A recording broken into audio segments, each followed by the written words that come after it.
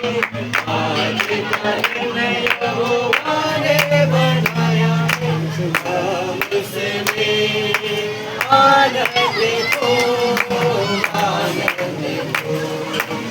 आज का दिन यहोवा ने बनाया है, हम उसमें आनंद को, आनंद को, आनंद को, आनंद को। अर्ज करने से, खुदा की महिमा करने से, तारीफ करने से, खुदा की महिमा करने से आनंद मिलता है, हमें आनंद मिलता है, आनंद मिलता है, हमें आनंद मिलता है।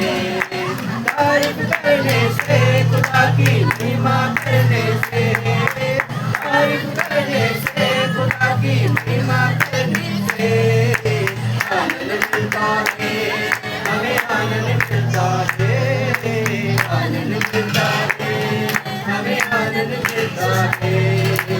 सच्चे दिल से हम महिमा करते हैं, सच्चे दिल से हम महिमा करते हैं, सच्चे मसीह यीशु से हम बातें करते हैं, सच्चे मसीह यीशु से हम बातें करते हैं।